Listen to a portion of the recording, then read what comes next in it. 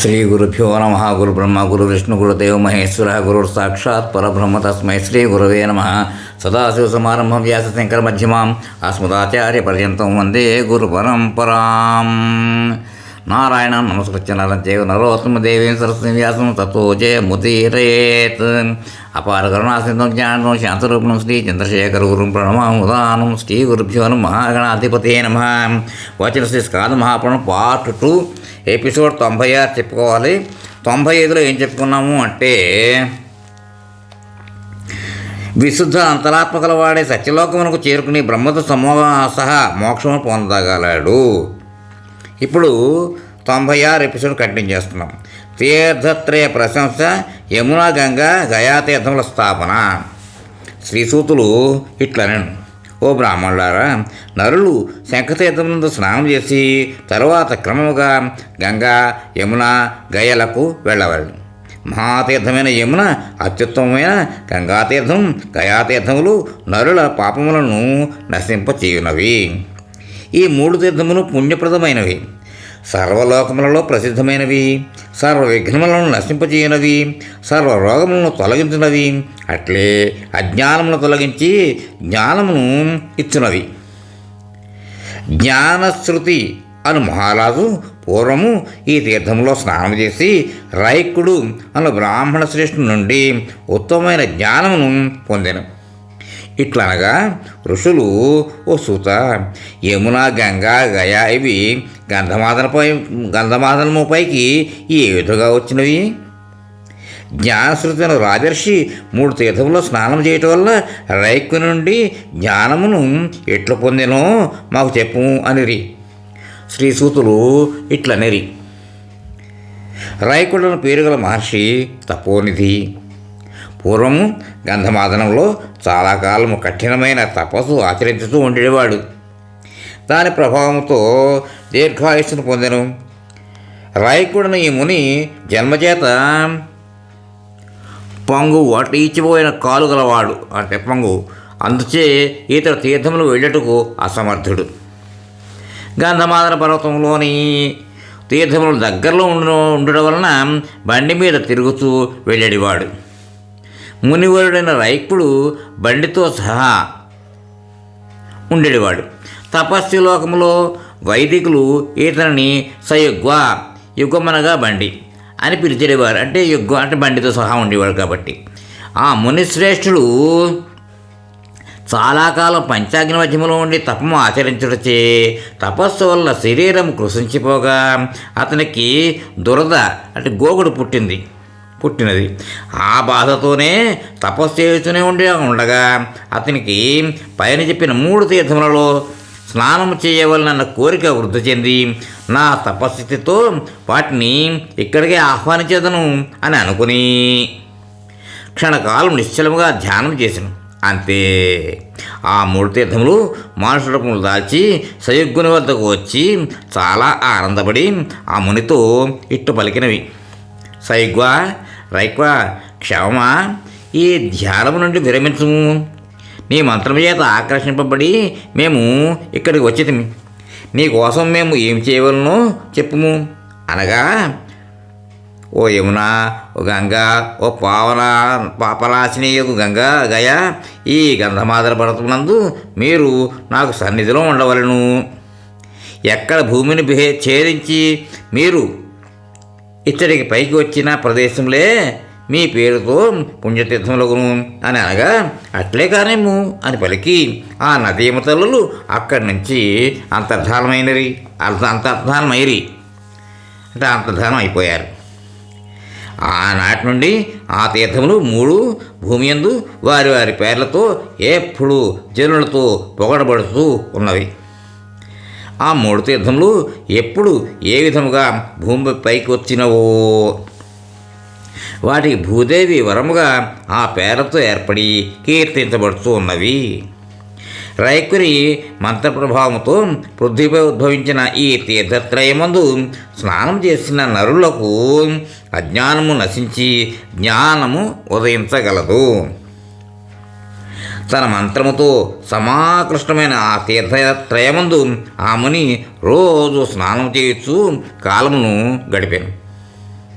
ఈ కాలంలోనే జానశ్రుతను ధర్మైక బుద్ధి గలవాడు, గొప్ప రాజపుత్రుడు, కీర్తి వహించిన రాజర్షి పౌత్రుడు, శ్రద్ధతో యాచకులు అన్నాదులను ఎవ్వతగిన వారిని ఇచ్చుతూ ఉండడం వలన అతడిని జనులు లోకములో శ్రద్ధాధేయుడు అని పిలిచిరి. అన్నం కూడా రాజు ఆకలి ఉన్న అతిథులకు తృప్తి కొరకు ఎక్కువ మాటలు మాట్లాడేవాడు. అందువలన ఆర్ధులందరూ బహువాక్యుడని అతన్ని అన్నిరి, ఎక్కువ మాట్లాడతాడని. ఆ పౌత్రాయణ రాజు జానశ్రుతిని సుతుడు, బలవంతుడు, అతిథి ప్రియుడైన వాడు, బహుదాయి కూడా అయ్యను. గుణ సమూహంలో గల ఈ పౌత్రాయణుని అనుగ్రహమును కాంక్షించి మహాభాగ్యులైన దేవర్షులు హంసరూపం ధరించి ఎండాకాలంలో రాత్రిపూట రమణీయమైన శ్రేణులుగా ఏర్పడి ఆకాశ మార్గముగా మేడ కిటికీ వద్ద ఉన్న ఆ రాజప్రసాదం పైభాగములో ఎగిరి వేగముగా ఇంకా పైకి పోయేది. వేగముగా ఎగురుతున్న ఆ హంసల వెనుకపోవచ్చు ఒక హంస ముందుకు పోతున్న హంసను సంబోధించుతూ వెక్కిరింతతో రాజు వినుచుండగా ఇట్లు: ఓ భళాక్ష, ముందు పోతున్న మరాళమా, ముందు సౌధము మధ్య జానశ్రుతి సుతుడు రాజుగలడు. ఆ రాజేష్ని అతిక్రమించి నీవు పైన వేగంగా వెళ్ళవలదు. ఒకవేళ అట్లు వెళ్ళిన ఎడల ఆ తేజస్సు నిన్ను శాసించగలదు అని పలుకుతున్న హంసతో ముందు పోతున్న హంస ఇట్లు పలికినది: నీవు తెలిసిందానవు, పండితులచే పొగడబడేదానవు, శ్లాఘించతగినదా మోసగాడు అని ఇతనిని ప్రశంసిస్తున్నావు. శ్లాఘించతగని మోసగాడు ఇతనిని ప్రశంసిస్తున్నావు. ఈ పృథ్వీపతి ధర్మముల రహస్యములు ఎరుగనివాడు, సయుగ్గుడు, బ్రాహ్మణోత్ముడు, రైకుడు ఎంత బ్రహ్మజ్ఞానం కలవాడో ఈతడు అంత వివేకుడు. రైకుని మహాజ్యోతి రహస్యము దేవతలు కూడా తెలుసుకోలేరు. ప్రాణమాత్రుడైన ఈతడి తేజస్సు అటువంటిది కాదు. రైకుని పుణ్యరాశులు ఇన్ని అని చెప్పడం వీళ్ళు కానిది. భూమి యందు ధూళి రేణువులను లెక్కించవచ్చును, ఆకాశంలో తారకలను లెక్కించవచ్చును. రైకుని పుణ్యమనే మహామేరు సమూహమును లెక్కించలేము. ఆ ముని బ్రహ్మజ్ఞానము అబాధ్యము. ఆ జ్ఞానవైభవము ఇతనికి ఈ అచ్చట లభించును. జనముతో కుంటివాడైనను తాను స్నానం చేయడం కొరకు ఆ మునీశ్వరుడు గంగా, యమున, గయా నదులను మంత్రముతో నిజ ఆశ్రమం సమీపమునకు పిలిచినాడు అని ముందున్న హంస పలికి విరమించిన తర్వాత హంసరూపులైన మునీంద్రులు తిరిగి బ్రహ్మలోకమునకు వెళ్ళిరి. అరిందముడు పౌత్రాయుడు రాజు అయిన జానశ్రుతి పరమావధి అయిన రైకుని వచ్చి అత్యంత ఉత్కర్షతో విని ఈ సంసారంలో వదిలి రాజ్యములు అంతయు వదిలి ఇప్పుడు సైగుడైన మహాత్ముని శరణు వేడెదను. దయాకల ఆ రైకుడు శరణు అని వచ్చిన నన్ను స్వీకరించి తన విజ్ఞానము నాకు బాగుగా ఉపదేశించును అని తలచి ధర్మములన్నింటికీ ఒకే ఆధారమైన రైకుడున్న పేరు గల వారిని వెదుగుటకై సారథిని పిలిచి త్వరగా నా కొరకు వెదిగి తిరిగి రమ్మని పంపాను. ఆ సారథి అనేక ప్రదేశంలో వెదకి చివరకు గంధమాదనంలా ఆ మునీశ్వరుని చూచెను.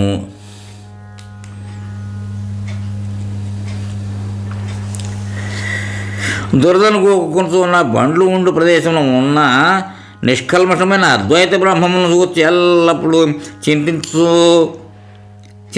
సయుగ్నుడు అనే మహాముని అక్కడ చూచి సారథి ఈతడు రైకుడను గ్రహించి అతని దరికి చేరి నమస్కరించి సమీపమును కూర్చుని వినయముగా మునిని: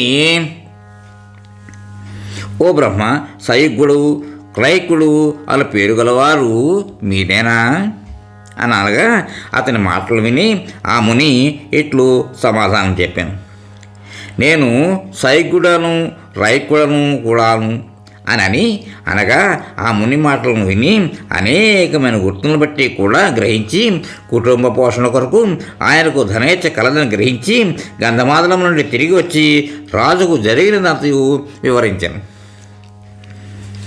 సారథి మాటలు విని జానశ్రుతి పావుత్రాయణ రాజర్షి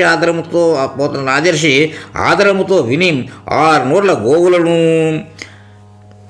నిష్కభారము ధనము అశ్వదరితో కూడిన రథము తీసుకుని వేగముగా ఆ రైక్యుని వద్దకు బయలుదేరాను.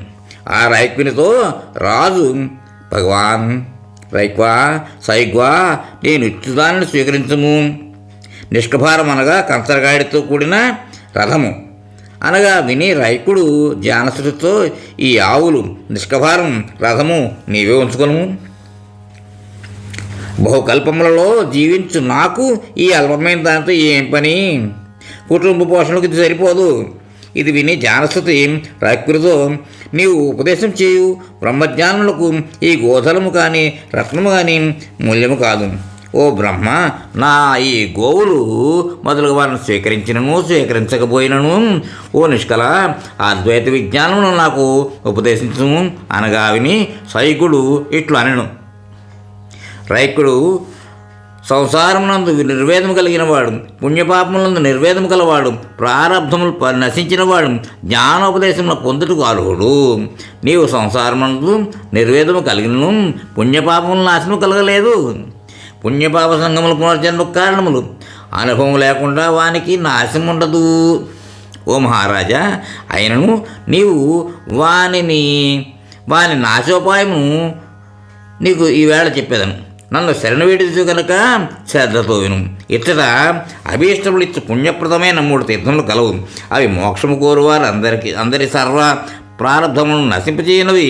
ఇవి యమునా, గంగా, గయా తీర్థములు అనునవి. త్వరగా వీనిలో స్నానము ఆచరించము. అప్పుడు ప్రారంధమంతయు నశించను. తరువాత శుద్ధచిత్తులమైన నీకు జ్ఞానమును కూడా ఇచ్చేదను అని అనగా ఆనందముతో విప్పారిన కన్నులతో త్వరగా వచ్చి 3 తీర్థములలో అతడు స్నానం చేశాను. ఆ తీర్థ స్నానం చేతనే రాజు శుద్ధచిత్తుడయ్యను. రాజు గురువైన సైగుని సమీపించి రైకుడు దుర్లభమైన జ్ఞానమును దయతో రాజుకు ఉపదేశించను.